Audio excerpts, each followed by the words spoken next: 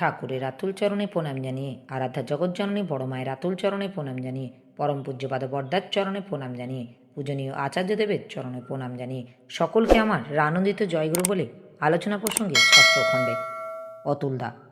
মানুষের মনোজগৎ ও বাইরের জগৎ দুই তো প্রবাহের মতো বয়ে চলেছে। এই গতির মধ্যে স্থিতি বলে কিছু কি নেই? শেষে ঠাকুর জীবনের বিচিত্র গতির মধ্যে আছে আমি, বোধ আর স্মৃতি, তাই সবগুলিকে ধরে রাখে। শিশুকাল থেকেও এই পর্যন্ত জীবনের কত কী করেছেন, ভেবেছেন, বোধ করেছেন, কিন্তু সে সবগুলি যে আপনার জীবনেরই ব্যাপার, এ বোধ আপনার আছে। আপনার ABCD পড়া থেকে শুরু করে PhD পাওয়া পর্যন্ত একটা যোগসূত্র আছে, তাই জানাগুলি একটার পর একটা গেঁথে উঠেছে। একজনের বিভিন্ন জীবনের মধ্যেও এই যোগসূত্র স্থাপিত হওয়া অসম্ভব না। তাহলে এক একজনের জ্ঞান ও অভিজ্ঞতার ভাণ্ডার কত বেড়ে যায় বলেন তো দেখি। তাই তো মানুষ অমৃত অমৃত বলে চিৎকার করে। অমৃত লাভ করা মানে মৃত্যুকে অতিক্রম করা। সেটা দুইভাবে হতে পারে। এক, যদি না মরি, আর যদি দেহান্তরের ভিতর দিয়ে চেতনা ক্রমাগতি থাকে। অবতার মহাপুরুষদের ভিতর থাকে এই চেতনা ক্রমাগতি, তাই তারা অচ্যুত। লোক কল্যাণের আদর্শ উদ্দেশ্য তারা কখনো ভোলেন না।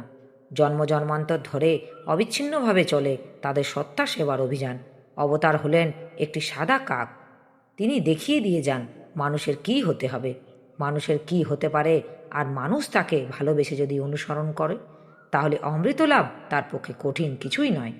পবিত্র খণ্ডিত আমিটাই তখন নিষ্ঠার ভিতর দিয়ে অখণ্ডতার পথে চলে এবং এলোমেলো স্মৃতিচেতনাও সমন্বয় ও সংহতি লাভ করে। অতুলদা, আত্মা সম্বন্ধে অনেক কথাই শুনি, কিন্তু কিছুই বুঝি না। এ সম্বন্ধে জানতে বুঝতে ইচ্ছা করে। শেষে ঠাকুর আত্মা এসেছে অদ ধাতু থেকে। অদ ধাতু মানে গমন। গমন হলেও কারো গমন তো সত্য তো চলছে, যে সেই আত্মা। আমি চ্যাংড়া ছিলাম, যুবক ছিলাম, এখন বুড়ো হয়েছি, আরও বুড়ো হব, কিন্তু সব অবস্থার ভিতর দিয়েই আমি আছি ও থাকব। আছি কিন্তু ঠান্ডা হয়ে বসে নেই। চলাটা চলছে, তার ভিতর দিয়ে নানা পরিবর্তন হচ্ছে, কিন্তু এই পরিবর্তনের ভিতরে একটা কিছু আছে যা পরিবর্তন হয় না, যা চিরন্তন। সেটিকে আমরা জানতে চাই, বুঝতে চাই, বোধ করতে চাই। তার জন্য মানুষ আদর্শ ও সচিদানন্দ ঘন বিগ্রহকে ধরে। মানুষের ভিতর আছে সৎ বা অস্তিত্ব, সে থাকতে চায়। আর আছে চিত, অর্থাৎ সাড়া দেওয়া নেওয়া ক্ষমতা বা চেতনা। আর আছে আনন্দ, অর্থাৎ বৃদ্ধির আকুতি। আদর্শ ও সচিদানন্দ ঘন বিগ্রহমুখী চলন যার যত অটুট, আত্মার গতি প্রকৃতিও সে তত ভালো করে বুঝতে পারে। যে গতি মানুষকে সপরিবেশ মঙ্গলের দিকে নিয়ে যায়, ব্যাপ্তির দিকে নিয়ে যায়, বৃদ্ধির দিকে নিয়ে যায়, তাকে রত থাকাই আত্মিক চলন। সত্তা সম্বর্ধনার জন্যই যা কিছু। তাই বলে সত্যম শিবম সুন্দরম। সত্য মানে সত্তা বা বিদ্যমানতা, আর সত্তার ঐশ্বর্য সম্বন্ধীয় হয়ে যে বিদ্যমানতা তার মতো আদরণীয়, তার মতো মঙ্গলজনক, অমন সুখের, অমন ভালোবাসার আর কিছুই নেই। অবিদ্যমানতাকে অতিক্রম করার জন্যই আমাদের যত প্রচেষ্ট। অব্যক্তকে আক্রমণ করে আমরা জানার পাল্লার মধ্যে দিয়ে আসব। এমনি করে অমৃতকে অধিগত করব, যাতে নিজেকেই প্রিয় পরমের উপভোগ্য করে তুলে অফুরন্তভাবে উপভোগ করতে পারি তাকে। ফুরাবে না তুমি, ফুরাবো না আমি, তোমাতে আমাকে রব একাকার।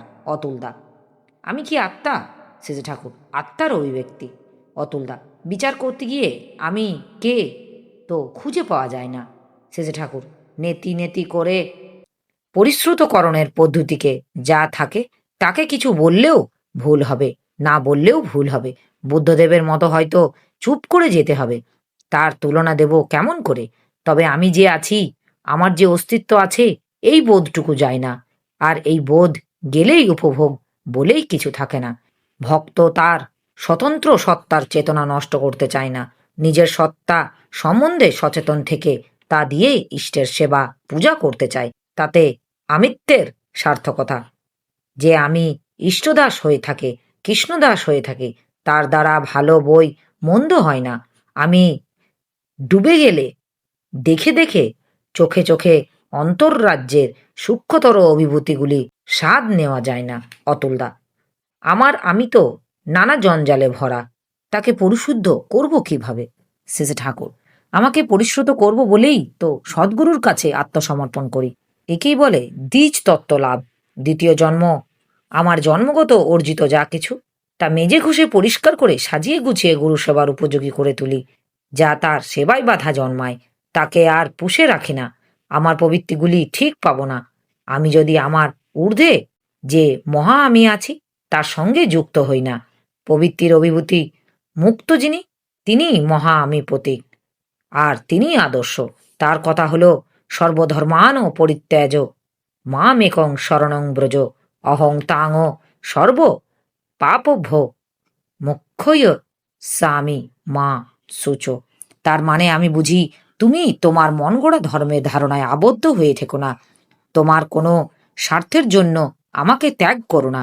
সব অবস্থায় আমাকে সক্রিয়ভাবে পালন করে চলো, রক্ষা করে চলো। তোমার সেই করাটাই তোমাকে সর্ব পাপ ও বিনিমুক্ত করে তুলবে। একেই বলে একাগ্র চলন।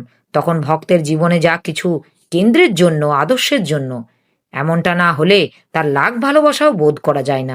আমি যদি ভগবানকে না রাখি, ভগবানের লাখ রাখাও আমাকে রাখে না। অতুলদা, তুমি তো আমাকে রাখবে, আমি কেমন করে তোমাকে রাখবো? শেষে ঠাকুর, অলস হইও না, গা ঢিলে দিও না, প্রবৃত্তির তাবেদারি করো না। তোমরা সব কিছু দিয়ে তাকে সার্থক করে তোলো, তাকে রক্ষা করে চলো। তাকে রাখাটাই তোমার অস্তিত্বের অটুট করে ধরে রাখবে। বাইবেলে আছে, আমার প্রতি অচ্যুত অনুরাগ যার সেই ধন্য। আবার আছে, আমাকে যে নির্বাচন করে সে আমার দ্বারা নির্বাচিত হয়। তিনি তো দেওয়ার জন্য উন্মুখ। আমরা কিছু না করলেও আমাদের গ্রহণ ক্ষমতা গজায় না, তাই দিলেও পাই না। করাটা পাওয়ার পথ সৃষ্টি হয়। এখানে এত আলো জ্বলছে, আমি চোখ বুজে থাকি, তাহলে কি আলো দেখতে পাবো? চোখটা অন্তত খুলতে হবে।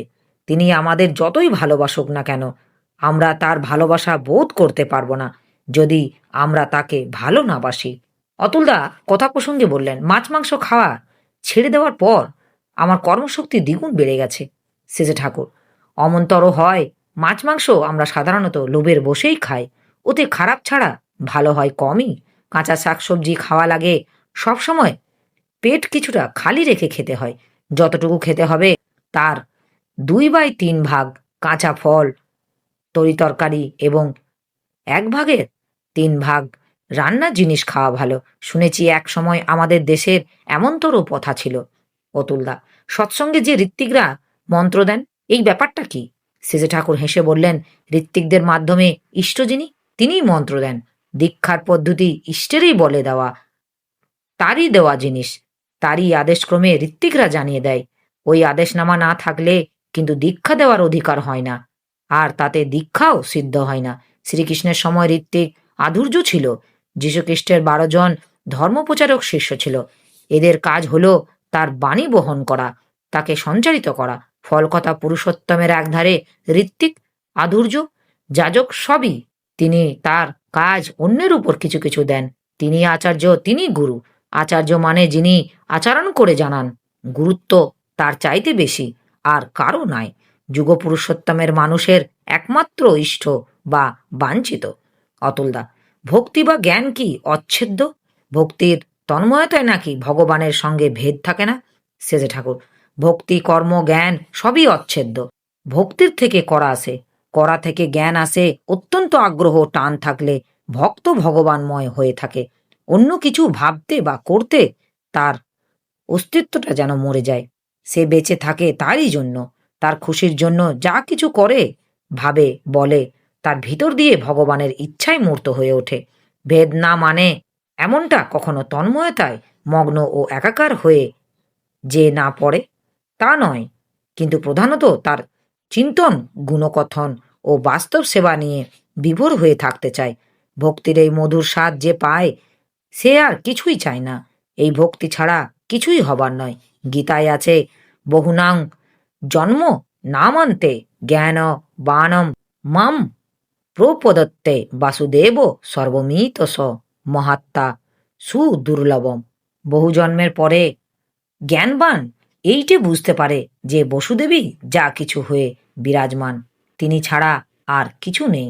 এমনতর জানা জ্ঞানেরও পরকষ্ঠা, ভক্তিরও পরকষ্ঠা। এই জানাকেই বলে তত্ত্ব। তো জানা তত্ত্ব মানে তাহত্ত্ব। তিনি যেমন তেমনি ভাবেই তাকে জানতে হবে। এই জানাই বিজ্ঞান। বস্তুজ্ঞান আমার মনের অরূপিত জ্ঞান নয়। সেই জানে যার তার উপর অকৃত্রিম টান আছে। টান মানে তার জন্য নিজেকে উজাড় করে দেওয়া। কোষটা নিয়ে আপনি যে গবেষণা করছেন সেটা আগ্রহ ছিল বলেই করেছেন। তা না হলে কি করতেন জানতেন? অতুলদা, ফিনলো সাহেব আমাকে শিখিয়েছেন কেমন করে কঠোর পরিশ্রম করতে হয়। 1 বছর তার সঙ্গে কঠোর পরিশ্রম করে ওই অভ্যাস আমার মজ্জাগত হয়েছে। সাহেব একযোগে 9টা দায়িত্বপূর্ণ পদে কাজ করতেন। সেজে ঠাকুর, আপনার শ্রদ্ধা ছিল বলেই সাহেবের সদ অভ্যাস আয়ত্ত করতে পেরেছেন। ইষ্টের প্রতি প্রকৃত শ্রদ্ধা হলেই মানুষ কত কি আয়ত্ত করতে পারে তার কি ইয়াত্তা আছে? দেখতে দেখতে মানুষ দেবতা হয়ে যায়।